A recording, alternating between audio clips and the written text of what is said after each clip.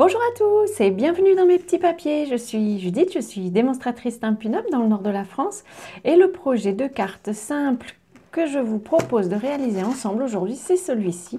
C'est une carte qui va nécessiter quelques découpes, mais très peu de matériel, seulement du papier et des tampons et de l'encre si vous voulez faire des décorations en plus. Mais vraiment, j'aime beaucoup cette forme, elle est sympa comme tout et elle a même de la place à l'arrière, je vais y arriver, pour que vous puissiez écrire votre message.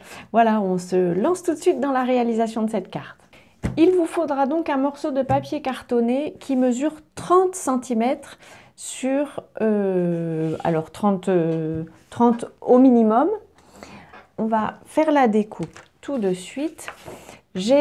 Alors justement les 30 cm, le mieux c'est que vous ayez un papier de 30 sur 30. Ça vous simplifiera les calculs, mais en tout cas, il faut que vous ayez bien votre papier en vertical comme ceci et que vous en ayez enlevé un demi-centimètre de ce côté-ci.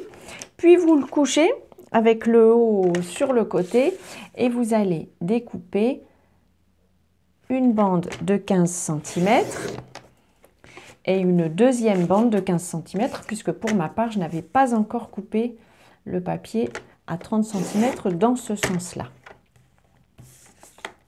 Sur ces deux bandes-ci, on va marquer deux plis. Je triche sur mes mesures. Un pli à 10 cm et un deuxième à 20 sur les deux bandes.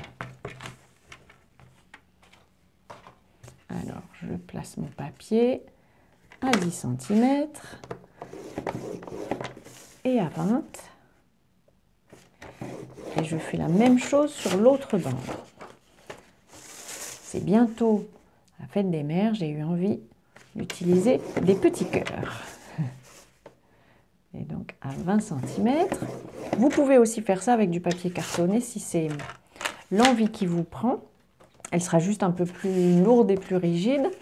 On va mettre une petite marque. Alors utilisez un crayon et une gomme qui vont vous permettre de bien effacer vos traces sans abîmer le papier de série design. Moi j'ai une simple gomme blanche que j'ai depuis très longtemps à mon avis, vu la taille qu'elle a.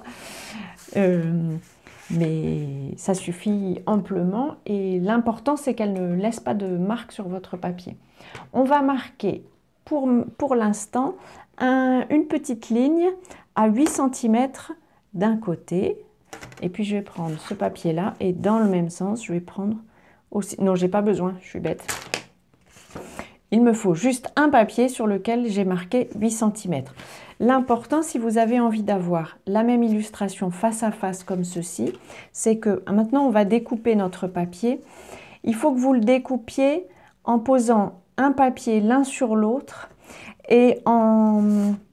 Comment je vais m'expliquer?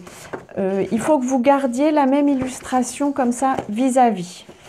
Sachant que l'illustration que vous avez envie d'avoir ici ou là n'a pas d'importance pour l'instant, ça va pouvoir se régler une fois qu'on va disposer les cartes. Donc l'important pour l'instant, c'est que vous les posiez bien face à face, la même illustration face à face. Et maintenant, on va faire une découpe depuis, est-ce que c'est lui? Oui, c'est lui sur lequel j'ai marqué ma découpe. On va faire une découpe qui part de la marque à 8 cm qu'on a notée, qui va jusqu'à la pointe ici de notre papier, des deux papiers. Donc j'ai les deux papiers l'un sur l'autre, bien posés pour être certaine qu'on soit pile poil pareil. Ce morceau-ci, je n'en ai plus besoin. Celui-ci, ces deux-ci d'ailleurs, on va leur faire encore des petites choses. On va à nouveau mettre des petites marques. Une marque ici à 4 cm, donc à 4 cm sur le petit côté. C'est là où c'est important que vous puissiez effacer les marques que vous avez faites. Et sur le grand côté, on fait une marque à 7 cm. Et en fait, on va rejoindre ces deux marques. Hop. À nouveau, avec une main un peu légère. Il faut que vous voyez votre trait, mais que vous soyez capable de l'effacer après.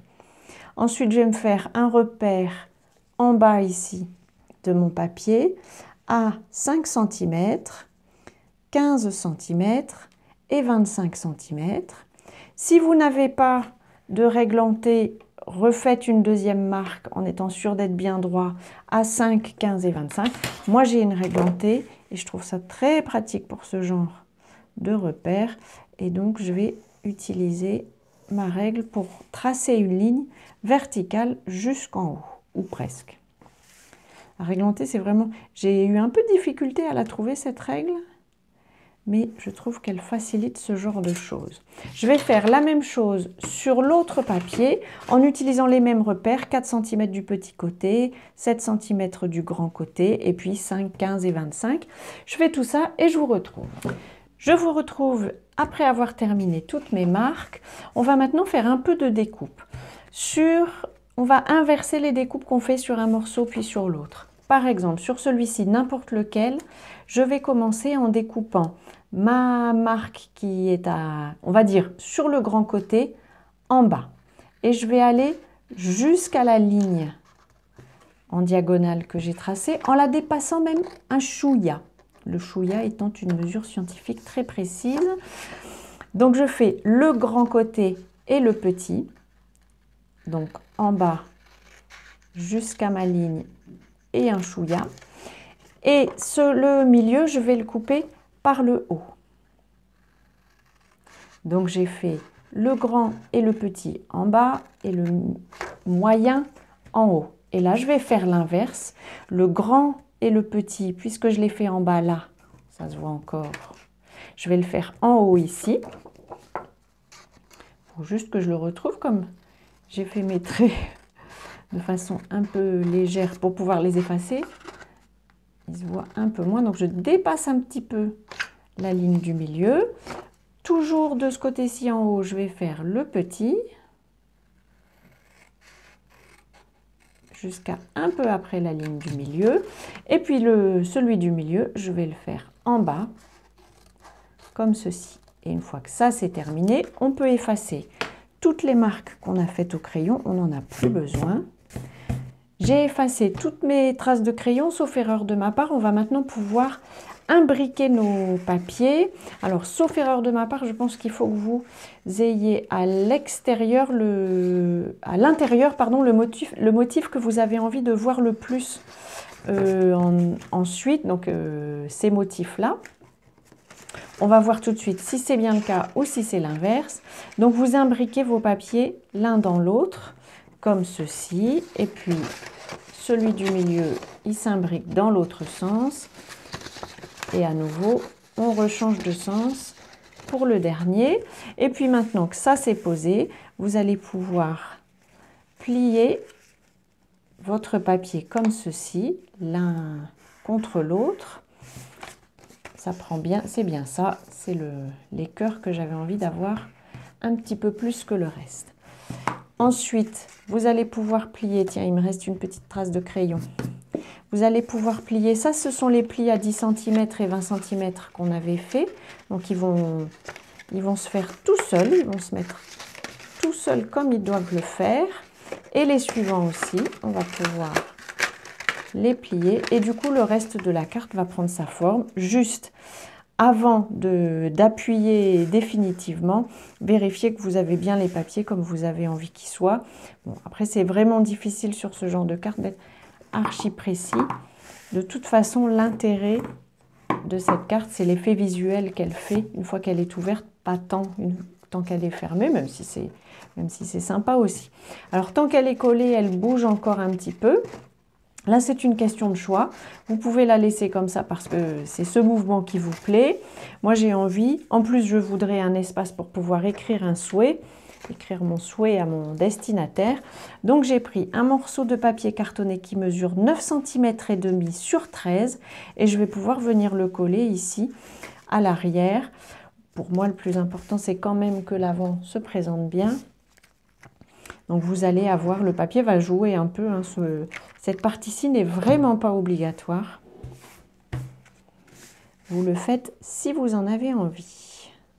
De toute façon, rien n'est jamais obligatoire dans tous ces projets.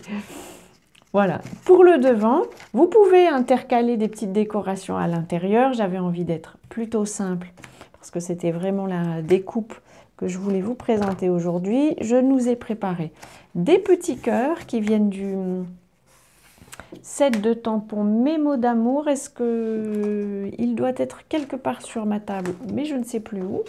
Je vais quand même essayer de le trouver. Ce que je vais faire, c'est j'ai le catalogue, donc je vais pouvoir vous présenter ça sur le catalogue. Voilà, Mes mots d'amour, c'est celui-ci, avec les petits cœurs. Et puis, alors en l'occurrence, il y a aussi des poinçons, mais évidemment, n'importe quel set de tampons que vous avez et qui vous plaît parviendra parfaitement à décorer cette carte. C'est vraiment...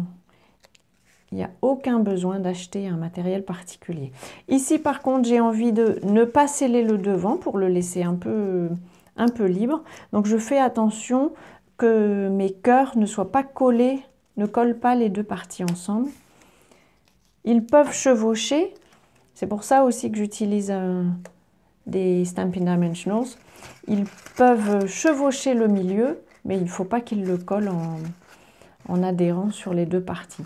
Voilà, cette carte-ci est terminée. J'aime bien cette petite forme sympathique. C'est à nouveau une inspiration de Liz Shannon, à qui j'ai piqué l'idée et adapté les mesures. Je vous rassemble les objets que j'ai utilisés. Je vais vous remettre la page du catalogue avec le set de tampons. Vous voyez ce que j'ai utilisé. Pour celui-ci, j'avais utilisé la collection des tulipes naissantes. Voilà, j'espère que tout ça vous aura inspiré. Si c'est le cas, pensez à cliquer sur le petit pouce bleu, ça me fait toujours plaisir et puis ça m'aide. Et puis, je vous souhaite bien entendu de passer de belles journées créatives avant notre prochaine rencontre. Et puis, bien entendu, je vous embrasse.